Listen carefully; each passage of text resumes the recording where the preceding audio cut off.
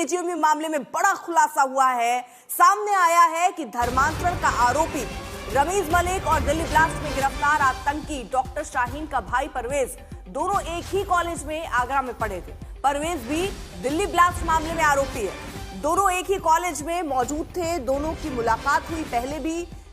जिस वर्ष डॉक्टर रमीज ने एमबीबीएस में प्रवेश लिया, उसी वर्ष दिल्ली बम धमाके के आरोपी डॉक्टर परवेज ने मेडिकल कॉलेज में एमडी में दाखिला लिया था। आरोप है कि दोनों ने मिलकर इस्लामिक मेडिकोस नाम से एक व्हाट्सएप ग्रुप बनाया और इस ग्रुप के जरिए मुस्लिम छात्रों को संगठित करने और टॉपर छात्राओं को फंसाकर इनके साजिश में शामिल कराना, ये कह लीजिए इसमें शामिल करा देश विरोधी गतिविधियों को ये संचालित करते थे। ऐसे बड़े आरोप इन पर लगे।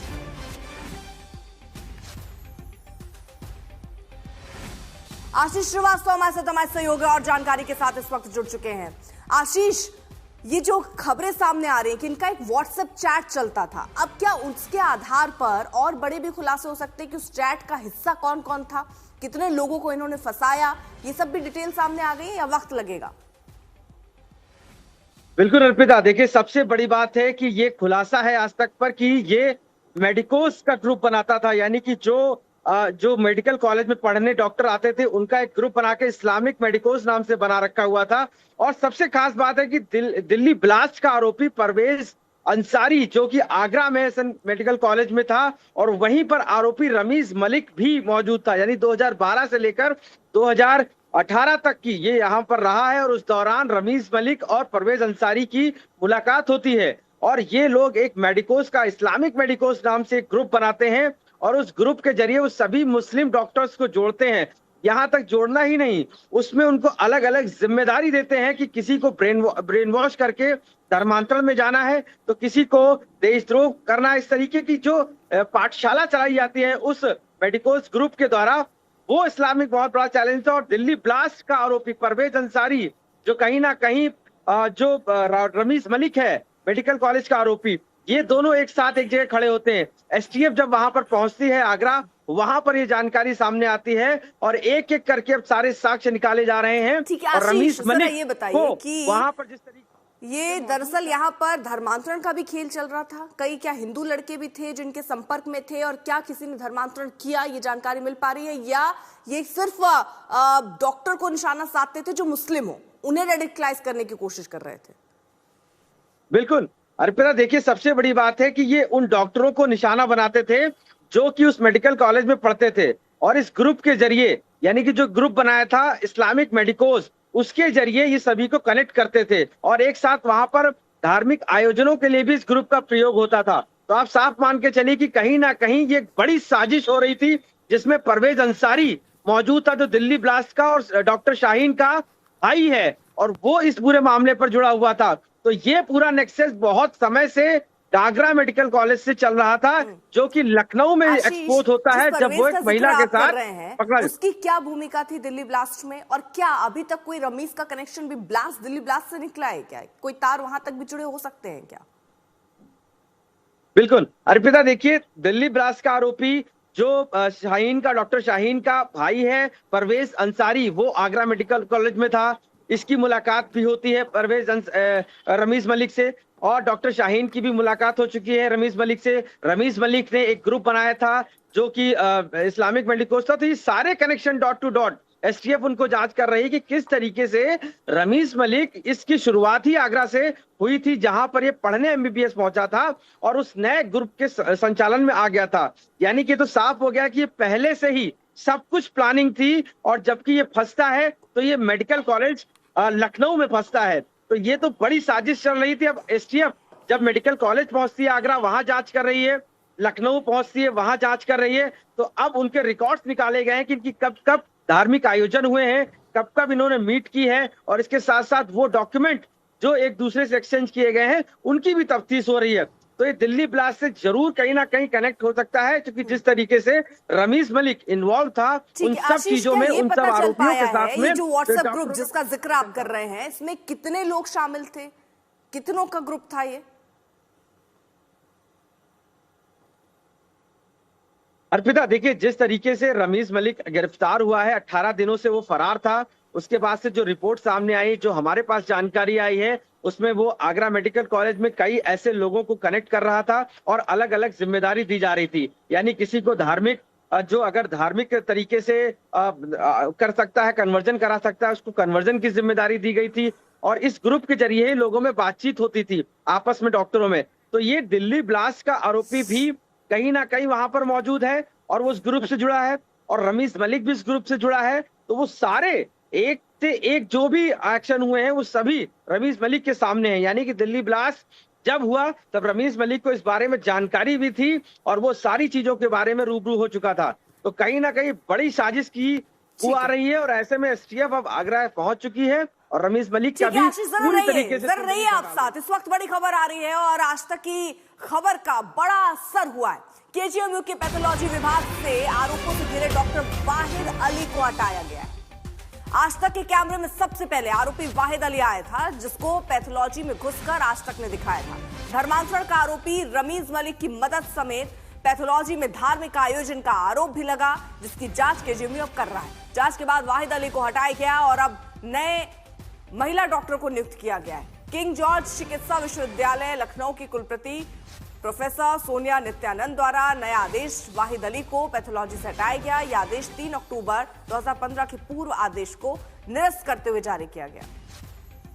आशीष हमारे साथ, हमारे सहयोगी इस वक्त जुड़ चुके हैं। आशीष, खबर का असर है, लेकिन ये भी तो कह सकते हैं कि भाई इतने समय से इनको खुद से नहीं लगा, जब इतना बवाल हुआ, चैनल्स में आने लग गया, उसके बाद ये कार्रवाई आखिरकार क्यों? बिल्कुल, देखिए अर्पिता, सबसे बड़ी बात है कि जब ये वाहिद अली पर आज तक ने सबसे पहले खुलासा किया था और वो उसके लैब से हमने जाकर उनसे सवाल किया था वाहिद अली से कि किस तरीके से धार्मिक आयोजन होते थे पैथोलॉजी में, वो भी मेडिकल कॉलेज की। लेकिन उस समय वो कैमरे पर मुकरता रहा और जो इंटरनल जांच चल रही थी उसमें इस बात के जरूर सबूत मिले कि कहीं ना कहीं वाहिद अली इस पूरे मामले पर इन्वॉल्व रहा, रमीज मलिक को बचाता रहा। धार्मिक आयोजन और लिटरेचर पैथोलॉजी में मेडिकल कॉलेज की बरामद हुआ और इस सभी को लेकर जब आरोप सिद्ध हो गए उसके बाद वाहिद अली को वहां से हटाया गया। तो एक कह सकते हैं कि रमीज मलिक की मददगार कितने और मेडिकल कॉलेज में हैं, ये एक एक करके सामने आ रहा है। और जिस जिस तरीके से वाहिद अली वहां पर था, वहां पर चाहे वो शोषण की बात कही गई हो, हिंदू डॉक्टरों का लगातार रमीज मलिक का सपोर्ट करने की बात कही गई हो, ये सारी चीजें एक साथ उस पैथोलॉजी में हो रही थी। और आज तक ने उसको सबसे पहले दिखाया था कि किस तरीके से इसी पैथोलॉजी से, यानी कि धर्मांतरण की पैथोलॉजी है, वहां से पीड़िता को न्याय नहीं मिल रहा था, जिसके बाद उसने एफआईआर कराई थी और सुसाइड करने की कोशिश की थी। अब मेडिकल कॉलेज जागा है और ये बड़ी कार्रवाई की है, जिसमें आज तक ने सबसे पहले दिखाया था। और ये कार्रवाई दिखाती है कि किस तरीके से वाहिद अली इस पूरे धर्मांतरण मामले पे आरोपी रहा है और वो इस पूरे मामले पर रमीज मलिक को बचाता रहा है, सपोर्ट करता रहा है और इस धर्मांतरण पे केस को रोकने की भी कोशिश की। पीड़िता को कहीं ना कहीं उसने रोकने की कोशिश की कि इस मामले को बाहर ना निकले और वो रमीज मलिक की लगातार मदद करता रहा। और जिसको लेकर वो पहले तो मुकरता रहा, लेकिन अब जांच में आने के बाद उसको हटा दिया गया है पैथोलॉजी से।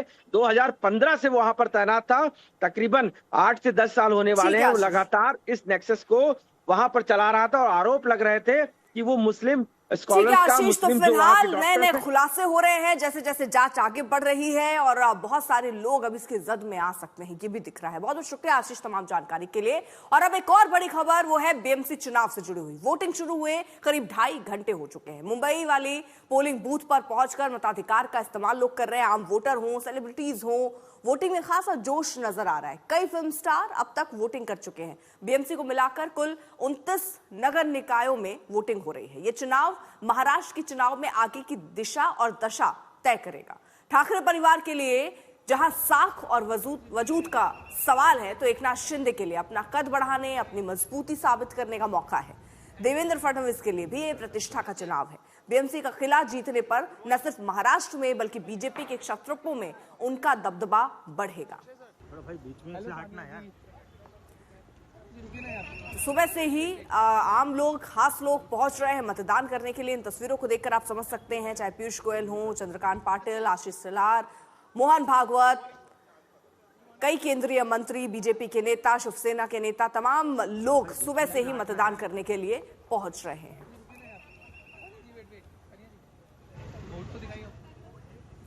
तो चाहे नेता हो, चाहे अभिनेता हो, बढ़ चढ़कर मतदान कर रहे हैं। अक्षय कुमार, सानिया मल्होत्रा, नाना पाटेकर, सचिन तेंदुलकर, क्रिकेट जगत के दिग्गज, फिल्म जगत के दिग्गज और नेता सुबह से मतदान करने के लिए पहुंच रहे हैं। हमारा मताधिकार लोकतंत्र की ताकत है। भारत विकसित बने, समृद्ध बने, ये 140 करोड़ लोगों की भावना और संकल्प है। और देश की आर्थिक राजधानी मुंबई से ये विकास यात्रा तेज गति से आगे बढ़ेगी। मुझे विश्वास है हर मुंबईकर अपनी जिम्मेदारी का एहसास समझते हुए आज समझदारी से अपना वोट डालेंगे। हर मुंबईकर इस जिम्मेदारी को निभाते हुए देश को समृद्ध और विकसित बनाने की गति को, विकास की गति को, सुशासन मुंबई में लाने के लिए अच्छे उम्मीदवारों को चुनकर मुंबई के भविष्य को भी उज्जवल बनाएंगे। तो चाहे नेता हो, खिलाड़ी हो, अभिनेता हो, सुबह से तमाम लोग पहुंच रहे हैं मतदान करने के लिए। थोड़ी देर पहले अक्षय कुमार भी पहुंचे और सचिन तेंदुलकर भी पहुंचे। क्या कहा, सुनिए। हमारी रोजमर्रा जिंदगी के लिए आज का दिन है जब रिमोट कंट्रोल हमारे हाथ में आता है।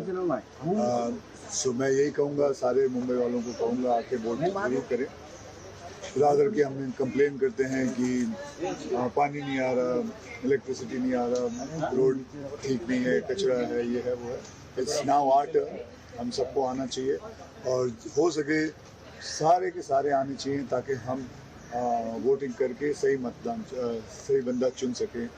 So that is it. अगर साथ में यही कहूँगा कि अगर मुंबई का असली हीरो बनना है तो डायलॉग बाजी नहीं, आके सीधे वोटिंग करें। बहुत इम्पोर्टेंट है। मैं हमेशा कहते आ रहा हूँ कि ये मौका ऐसा है जहाँ पे आपको अपना ओपिनियन आप मतदान के जरिए आप एक्सप्रेस कर सकते हो और जो आप चाहते हो उसमें एक एक बूंद, हम जैसे कहते हैं कि एक एक बूंद इम्पोर्टेंट होता है। तो ये अगर रिजल्ट जो आप चाहते हो वो अगर रियलाइज करना है तो हर एक इंसान को आके मतदान करना। तो हमारे साथ हमारे सहयोगी भी इस वक्त जुड़ चुके हैं ग्राउंड से। विद्या हमारे साथ, हमारे सहयोगी इस वक्त मौजूद हैं। और विद्या, जैसे अक्षय कुमार कह रहे थे कि डायलॉग बाजी नहीं करनी है, यहाँ पर आपको बैलेट बाजी करनी है और घरों से निकलना है। निकल रहे हैं लोग? जी देखिए, अगर मैं इस सेंटर की बात करूं जहां पर मैं हूं, वो है पेडर रोड का इलाका। ये हाई प्रोफाइल एरिया है, काफी सारे इंडस्ट्रियलिस्ट और कॉर्पोरेट जगत के लोग यहां पे रहते हैं। लेकिन अगर आप बात करें यहां, अभी थोड़ी देर पहले विशाल ददलानी आए थे और उन्होंने यही कहा कि जब मैं अंदर गया सिर्फ एकमात्र मैं वोटर था और बाकी सारे के सारे इलेक्शन कमीशन के ऑफिसर्स थे। अगर आप इस सेंटर को अगर आप एक तरफ देखें भी तो लोग नहीं दिख रहे हैं, कोई कतार नहीं नजर आ रही है। जिसको जब मैं आई और मैंने सबसे कुछ से लोगों से पूछा, सबने कहा हम पहला वोटर हैं, क्योंकि उनके आगे पीछे कोई है ही नहीं। बहुत ज्यादा लोग नहीं निकल के आ रहे हैं इस सेंटर पे। हालांकि जब हम मलाबार हिल की तरफ गए थे तो मलाबार हिल में थोड़ी सी कतार कम से कम हमें देखने को मिली थी, यहाँ पे वो भी नहीं दिख रही है। उम्मीद यही है कि कम से कम दिन ढलते ढलते लोग जरूर आएंगे। अब इसी उम्मीद पर लोग ये कह रहे हैं कि हो सकता है कि मुंबई जिस तरीके से वोटर टर्नआउट पहले दिखाता था उससे बदल के थोड़ा ज्यादा कम से कम इस बार दिखाएंगे। ऋतिक भी हमारे साथ, हमारे सहयोगी इस वक्त जुड़ चुके हैं। दिव्येश भी हमारे साथ, हमारे सहयोगी जुड़ चुके हैं। ऋतिक, थोड़ी देर में राज ठाकरे पहुंचने वाले हैं वहां पर, कितना वक्त? दिखाई जरा तस्वीरें। जी बिल्कुल, देखिए ये बालमोहन विद्या मंदिर दादर इलाका और यहाँ पर राज ठाकरे अपने परिवार के साथ पहुँचने वाले हैं। कुछ ही समय में 10 बजे का वक्त था, लेकिन कुछ ही समय में वो यहाँ पर पहुँच सकते हैं। लेकिन आपको सबसे अहम बात बता दूँ, सुबह 9:30 बजे तक 6.98% वोटिंग जो है वो मुंबई में हुई है। अभी अभी आंकड़ा आया है और अच्छा खासा आंकड़ा दिख रहा है, क्योंकि आज सुबह से 7 बजे से ही लोग जो है बड़ी तादाद में यहाँ पर अपना वोट डालने आ रहे हैं और आप देख सकते हैं चाहे बुजुर्ग हो या फिर चाहे नौजवान हो, बड़ी संख्या में लोग जो है यहाँ पर अपना वोट डाल रहे हैं। कुछ यंगस्टर्स यहाँ पर खड़े हैं, उनको पूछते हैं कि आखिरकार इस चुनाव का क्या मुद्दा है। क्या आपको लगता है, पॉलिटिक्स मुद्दा रहेगा या फिर सिविक इश्यूज मुद्दा रहेगा? पॉलिटिकल मुद्दे से हम लोग के लिए ज़्यादा महत्वपूर्ण है सिविकल जो ये है, सिविक मुद्दे जो है वो जैसे ज़्यादा। कौन से मुद्दे? हम लोग तो रेगुलर ट्रैवल करने वाले, रोज ऑफिस को जाना आना पड़ता है, तो मेरे लिए सबसे ज़्यादा इम्पोर्टेंट मुद्दा है जो रोड कंडीशन है आजकल का। मेट्रो वगैरह सब अच्छा बनाया हुआ है, पर रोड का जो कंडीशन है वो भी एक टोल फ्री चाहिए रोड। हाँ, अभी पॉटहोल मतलब जो गड्ढे भरे हुए हैं वो इस तरह गड्ढे भरे हुए हैं कि वो भी परेशानी देता है। तो पॉटहोल है तो बोलते, बीएमसी बोलते पॉटहोल ही नहीं है मुंबई में। यहाँ क्या है तो कि वैसा आम तो लोगों के लिए यहाँ पर जो बुनियादी मुद्दे हैं वो जरूरी हैं, लेकिन यहाँ इस चुनाव को राष्ट्रीय स्तर का भी चुनाव बना दिया गया। इस तरह के मुद्दे उठे, बयानबाजियां चली, किस तरह की, सुनिए। सही में आपके नगर सेवक या नगर सेविका ही तय करती है कि आपके लोकल इश्यूज क्या है, आपके लोकल सॉल्यूशंस क्या है। पक्का वोट परसेंटेज बढ़ेगा मुंबई का इस बार? हमें उम्मीद है, पूरी उम्मीद है। और खासतौर से आप जिस इलाके में मालाबार हिल, यहाँ पे तो और आपका परसेंटेज सबसे ज्यादा आपका खराब रहा है। देखिए 8 बजे भी नहीं, लेकिन लोग आ रहे हैं तो हमें उम्मीद है कि बहुत ज्यादा लोग आएंगे। अवेयरनेस कैंपेन्स भी है, लेकिन एक फंडामेंटल राइट ड्यूटी बहुत सारे लोगों ने मुहिम चलाया है। I think honestly if you don't vote you can't criticize। और एक ग्रीक डिक्शनरी में एक बहुत अच्छी कहावत है कि meaning of the word idiot is a man